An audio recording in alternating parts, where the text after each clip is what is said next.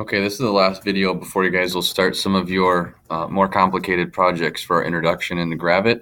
I'm going to show you the Bezier curve tool, which is probably the most important tool, but it's also the one that's the most incorrectly used, and it can be really frustrating if you don't use it right. So if I go up here with my tool options, right, this is how you create a path, which you know a path is now different than a shape. A shape has locked edges, a path doesn't. So if I take my pen tool, that's the Bezier curve tool, the pen, and if I click and I start making different shapes, anytime I click, it's continuing that path. So I can click all the way around.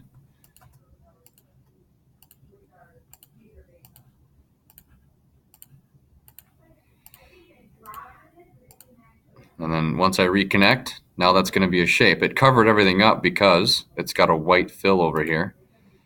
So I can change the color of the fill, and I can either bring the opacity down. Sometimes it's helped to actually work on top of stuff like this, or I can drop it underneath everything. You guys remember how we dropped everything underneath? So if this path is supposed to be underneath everything, I can bring it all the way down over here by clicking and dragging it, letting it go, and now everything is on top. So because I already have the pen tool selected, I can adjust the nodes, right? And you notice how it changes it into a circle? That's changing the type of the node that it is. So it's a smooth node instead of a corner node. If I want to just pull on the lines instead of change these node types, that's where I have to go back to my sub-select tool. And now when I start pulling the nodes, it keeps it as a square node. And now I can start pulling on the lines again and the handles. So that Bezier curve tool is really helpful to start tracing shapes.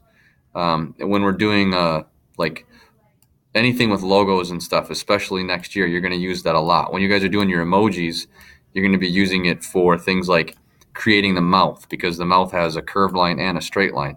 Easiest way to do that is just use the pen tool to make that work.